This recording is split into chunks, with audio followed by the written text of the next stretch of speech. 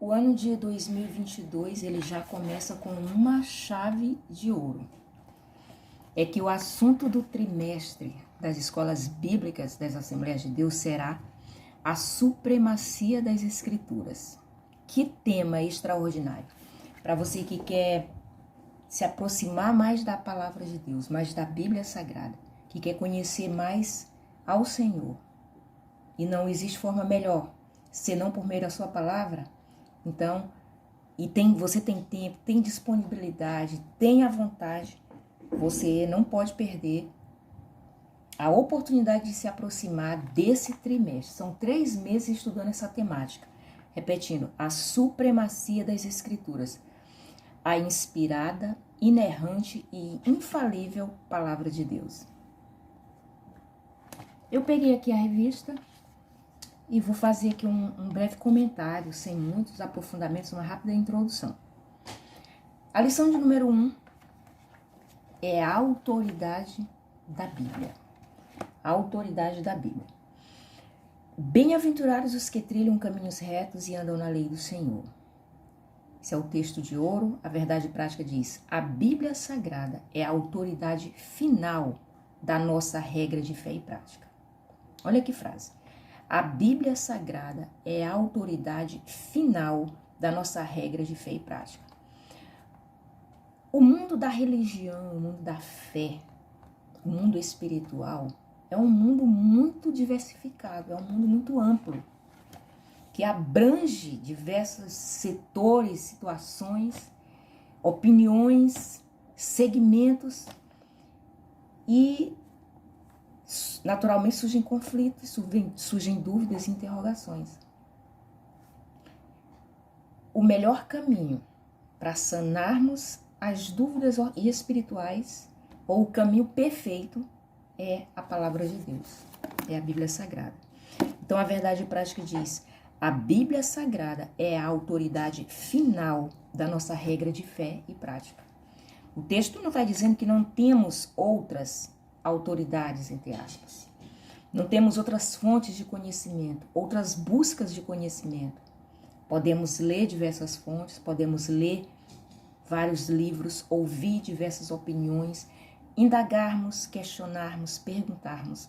Mas a autoridade final, no que concerne a nossa fé, a nossa vida espiritual e a nossa conduta, está respaldada na palavra de Deus.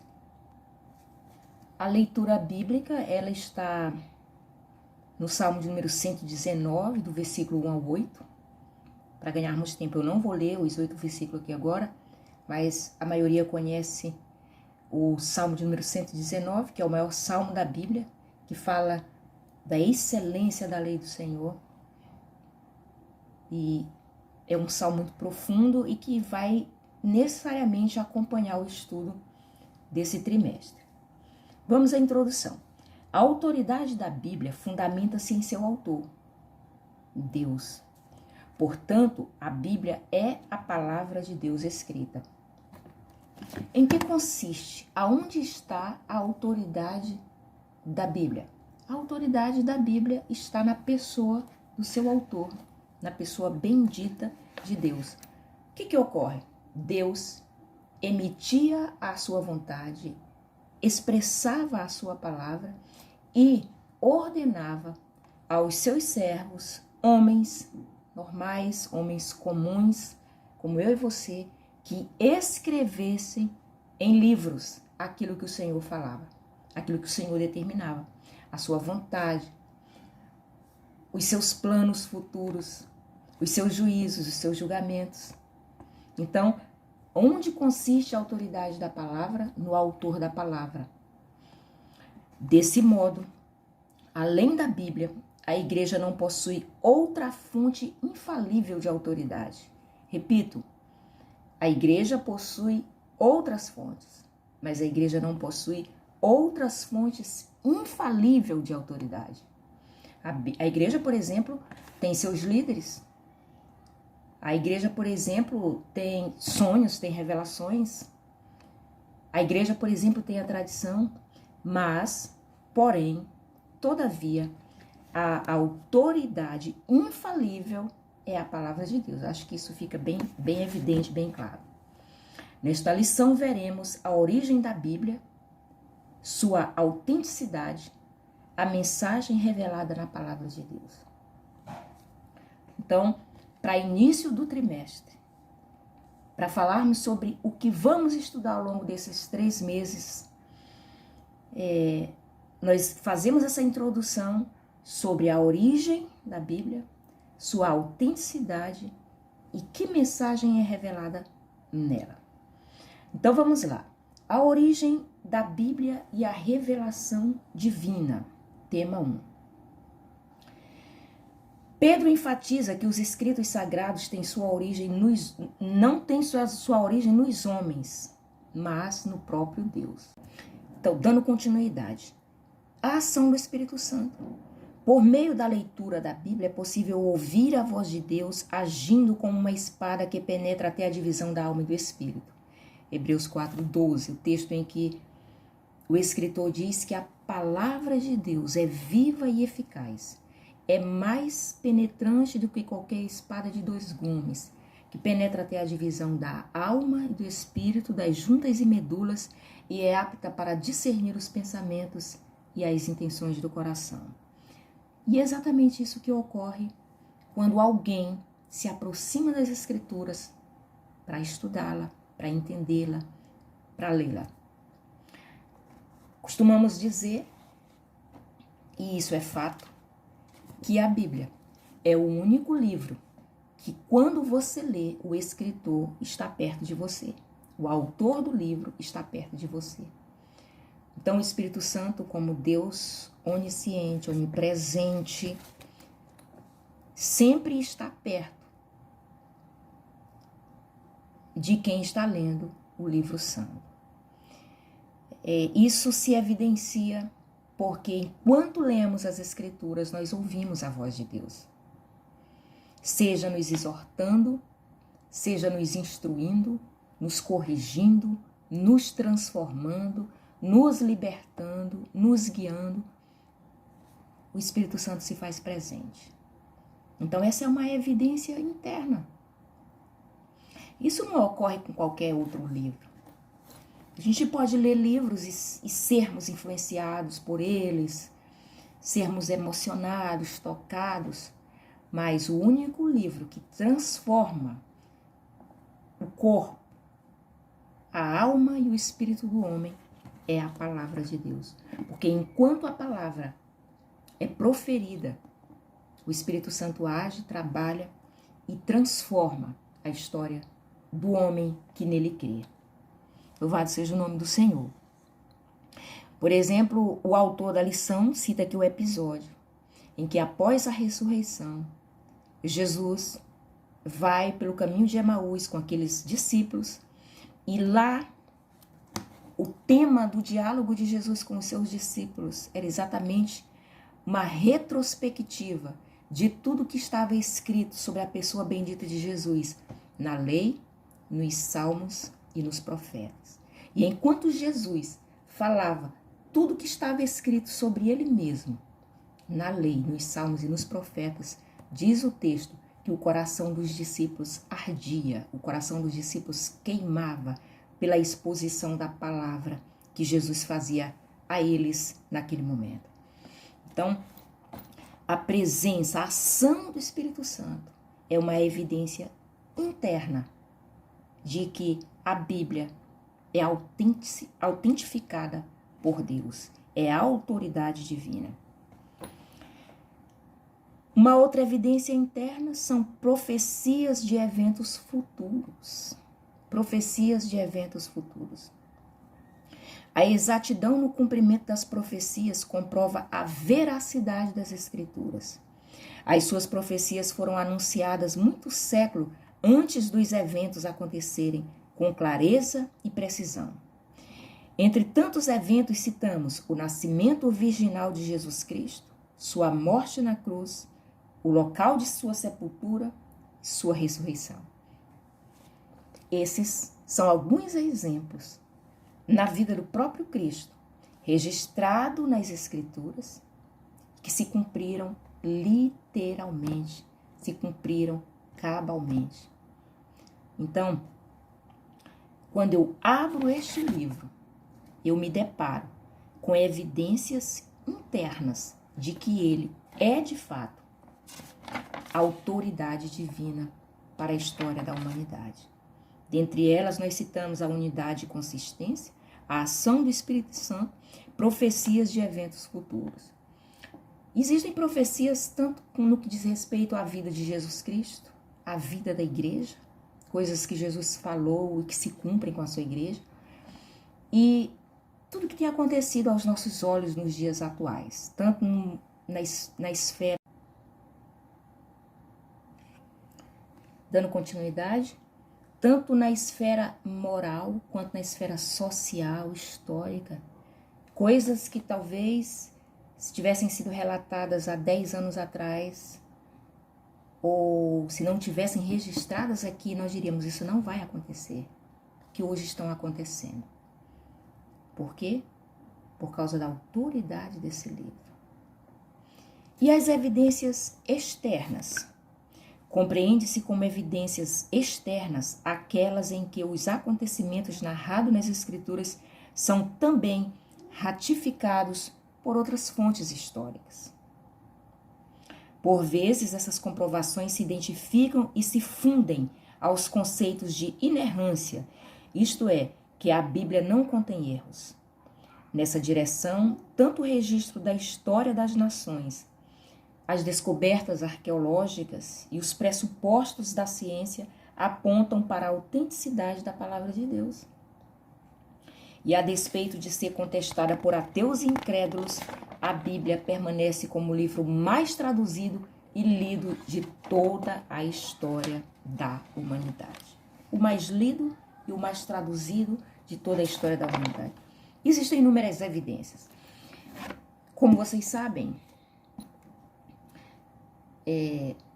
a guerra contra este livro não é apenas ideológica, não é apenas racional, não é apenas física, mas é sobretudo espiritual. Não fosse uma guerra espiritual, seria muito fácil mostrar para toda a humanidade que este livro é respaldado por evidências arqueológicas, científicas, histórias, políticas. Mas não é de interesse do sistema evidenciar a autenticidade das Escrituras.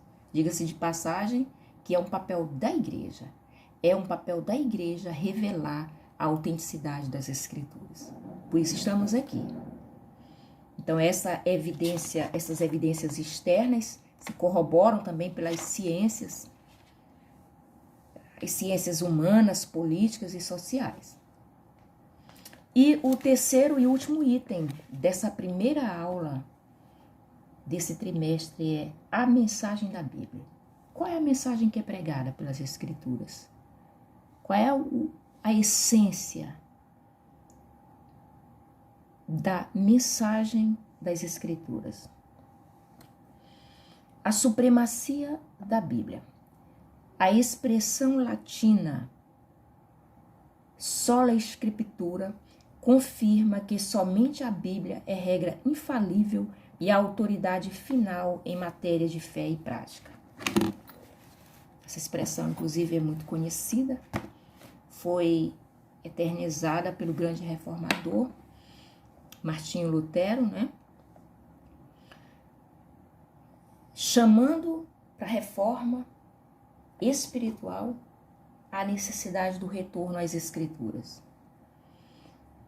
Nossa declaração de fé professa que a Bíblia fornece o conhecimento essencial e indispensável à nossa comunhão com Deus e com o nosso próximo. Paulo diz que o Evangelho é poder de Deus e salvação para todo aquele que nele crê.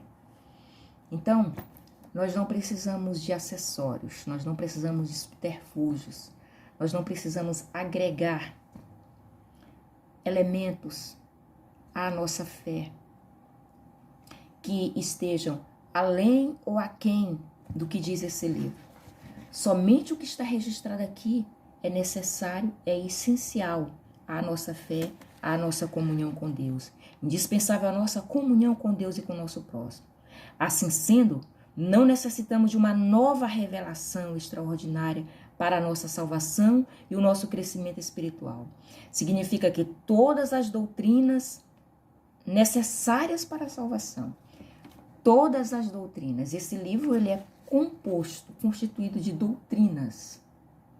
E todas as doutrinas necessárias à salvação do homem estão contidas aqui. Estão sistematizadas, estão organizadas perfeitamente neste livro.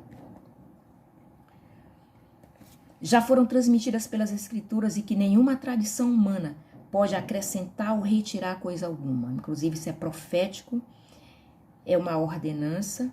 Está em Apocalipse 22, 18 e 19. Há punições para quem acrescenta, para quem tira. Assim, ratifica-se que a Bíblia é a fonte final da autoridade. Este livro, ele tem poder. E a origem do poder deste livro é divina. O seu poder se assemelha ao fogo que consome e purifica, bem como um martelo que despedaça a penha. Jeremias 23, 29. As qualidades de fogo e martelo indicam que nada pode impedir o cumprimento da palavra de Deus. Isaías diz que o Senhor vela pela sua palavra para a fazer cumprir. Deus está de tocaia, Deus está de vigia para que a sua palavra se cumpra. O seu poder também é capaz de derrubar fortalezas espirituais que fazem oposição ao conhecimento divino. A palavra de Deus tem poder, tal qual uma espada para penetrar no mais íntimo do ser humano e julgar os pensamentos e intenções do coração. Religião não muda ideologias. Um líder religioso, ele não arranca alguém de uma tradição.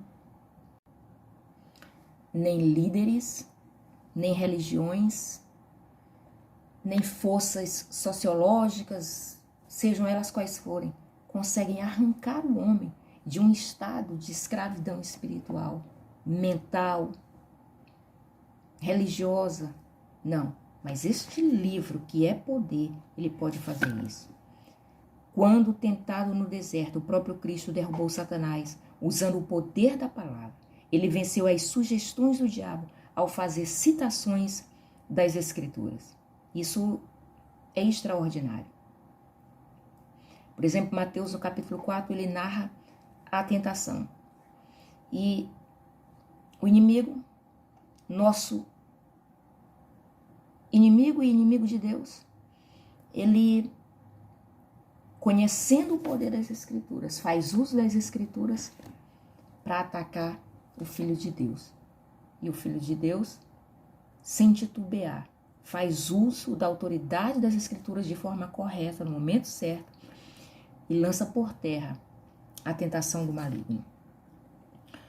O propósito da Bíblia. Nossa declaração de fé ensina que a Bíblia é a mensagem clara, objetiva, entendível, completa e amorosa de Deus, cujo alvo principal é pela persuasão do Espírito Santo levar-nos à redenção em Jesus Cristo. Nela também se encontram revelados os códigos morais para a sociedade. Ratifica-se que a moral bíblica não se relativiza, pois seus valores são absolutos. Nessa compreensão, a Bíblia é a revelação de Deus e de sua vontade à humanidade. Dessa forma, o compromisso inegociável da Igreja deve ser de fidelidade e propagação da mensagem bíblica para a salvação e libertação dos pecadores. Olha que interessante, o propósito das Escrituras. Ratifica-se que a moral bíblica não se relativiza. O que foi escrito durante os 1600 séculos, há séculos atrás, continua com o seu mesmo valor moral e espiritual. Não é relativizado por épocas, por circunstâncias, por tradições, por vontades humanas. Ela continua a mesma, inalterada. Nessa compreensão, a Bíblia é a revelação de Deus e de sua vontade à humanidade. Dessa forma, o compromisso inegociável da Igreja deve ser de fidelidade e propagação da sua mensagem. Eu queria tão somente destacar, nela também se encontram revelados os códigos morais para a sociedade. Os códigos morais que aqui estão registrados para a sociedade, para o homem no seu convívio social, são os melhores, são os perfeitos. Aquilo que o homem tentar inserir no seu convívio social, que vá além do que aqui está registrado, será danoso à sobrevivência da sociedade. As Escrituras são de origem divina, portanto, concluímos. Deus se deu a conhecer por meio da história, do universo, da humanidade, de Cristo e das Escrituras. A autenticidade da Bíblia é confirmada por evidências internas e externas. A palavra de Deus é a nossa autoridade final de fé e prática. O teólogo Antônio Gilberto escreveu que o autor da Bíblia é Deus. Seu real intérprete é o Espírito Santo e o seu tema central é o Senhor Jesus Cristo. Vamos repetir essas palavras. O autor da Bíblia é Deus. Seu real intérprete é o Espírito Santo e o seu tema central é o Senhor Jesus Cristo. Amém. Só temos que louvar a Deus por esse livro tão maravilhoso, por esta obra-prima tão grandiosa em nossas mãos. Amém.